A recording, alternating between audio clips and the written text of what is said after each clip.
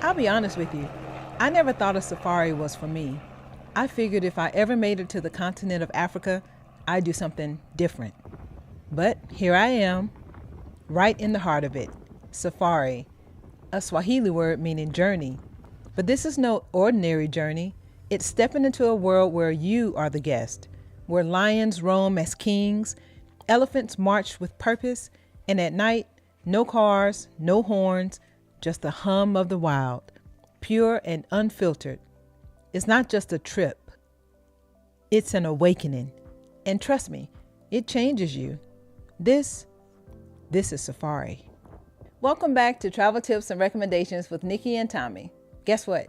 Today is just me. I'm Nikki. For those of you who don't know, we are retired Army veterans, but now travel is our life.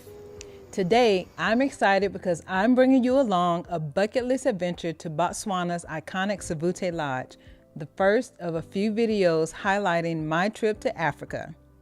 We started this trip out in Texas. Well, I started this trip in Texas to LAX to meet up with my friend Jen because I wanted us to travel together. So we left from LAX and flew to Qatar. I know an unlikely path, but that was the one that was the most reasonable path for us to take. So we got to Qatar and we had over an 8-hour layover there. So we decided to do a night tour. If you have that many hours of a layover, then you can do a day tour, which was like 3 hours long. So we ended up doing that. We left from Qatar and then flew to Cape Town, which was almost a 10-hour flight down to Cape Town. We were there and then spent a few days in Cape Town. From there, we landed in Botswana. And then from Botswana, we took a short flight from Botswana to Maun. And that's where the actual Getaways Lodge is in Maun. Just a little tip about that with the luggage, flying to on these small planes, you're only allowed up to 33 pounds when you're flying on these smaller planes. So I had to do some really good packing in order for me to meet that weight limit. And I did. I still had some room left over. So, because I knew I was going to bring some souvenirs back. It was a challenge, but we did it. Let's start off with another stunning Belmond property. If you know, you know. Belmond doesn't miss. And it delivered once again. The lodge was way more than I expected from an African safari. But here's a twist. This time, I didn't travel with Tommie by my side. It was just me and my girl Jen, aka this girl Jen. We teamed up for this unforgettable experience. It was filled with day and night safaris. The wildlife was so close you could feel the ground rumble. Pure, unfiltered adventure.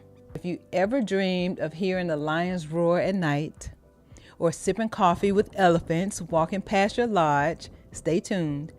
And if this sounds like your kind of adventure, stick around because I'm sharing my top tips to help you when you book.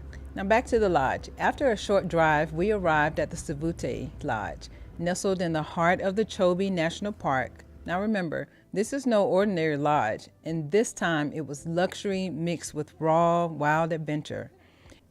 And so when they drove onto the lodge area, they welcomed us with lovely singing from the staff. Absolutely amazing.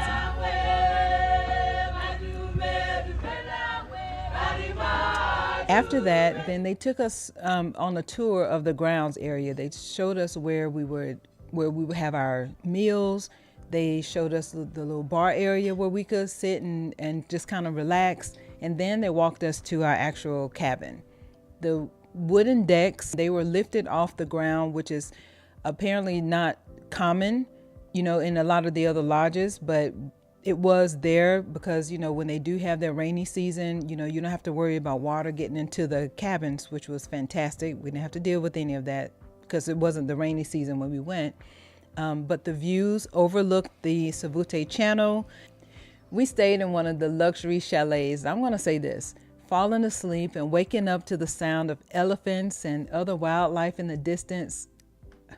I get goosebumps now thinking about it. Each morning you could sip your morning coffee on the deck as the giraffes and the elephants were casually strolling by. I'm talking National Geographic for real, outside your window. Now the details. Yes, there's Wi-Fi, but honestly, you won't care.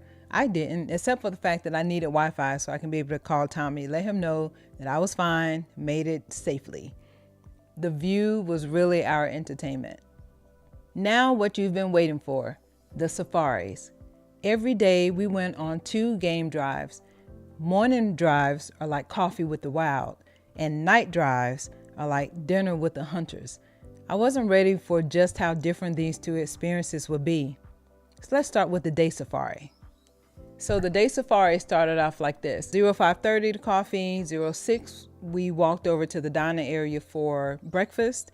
6:30 was when we were leaving to go out on the game drive. So we're leaving in these Jeeps. They're open air Jeeps. They had a cover on top, but of course there were no windows or anything on the sides. And there were only 2, 3, 4, 5, 6, 7, 8. It only sat, I had it in my mind, only sat 8 people, which was great because we weren't crowded or anything. Everyone had their own space within the Jeeps. So we leave out at 6:30 and we typically come back around 11:30, 12 o'clock. But during that time though, we saw lions, elephants, giraffe. We just saw all of these animals within their natural habitat, and it was just fascinating to see, and to see how majestic the elephants were. It was just absolutely amazing. But have you ever locked eyes with a lion from 20 feet away? I have, and I'm still here. So I clearly won that staring contest. So I really have to give a shout out to our guide, Gomes. He was the most calm and collective guide. I tried to feed my energy off of him. And if he was really laid back and he had time to pull his camera out and take all of these fascinating pictures, then, I tried to say that I can just kind of be calm and not have any fear, and just kind of, feed off of what he was doing. And we were in these Jeeps, there are no sides at all to it. And the way he explained it to us was that the animals don't see these Jeeps or the people inside the Jeeps as anything intimidating to them. They see the Jeep as one entity. So therefore, they're not trying to, get inside the Jeep and get at us, because they know that this whole Jeep thing is nothing that they could eat, and they grow up around this. So they're very familiar with the Jeeps being around. So if the Gomes was safe or feeling safe, then I started to feel safe also. They take us to this particular area where they bring all the drinks, the champagne, the wine, the beer, the waters, and soft drinks too, and some snacks. They set this up where we're able to just kind of on this kind of mountain area, sanded mountain area, where we can watch the sun down, toast champagne, and just kind of revel in what we just experienced for that day. I mean, who's living better than that right now? Then the night safari. So it's a totally different experience on the night safaris, because during the daytime we did see the lions, in their habitat, but they were really sleeping most of the time. So you just kind of seeing them sprawled out, sleeping. But then you go out at nighttime, because they are nocturnal.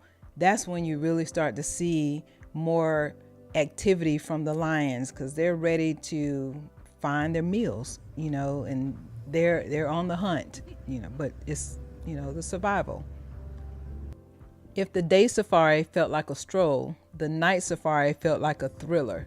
All you have is the glow of the guide spotlight and the quiet hum of the night, then bam, you see eyes shining back at you.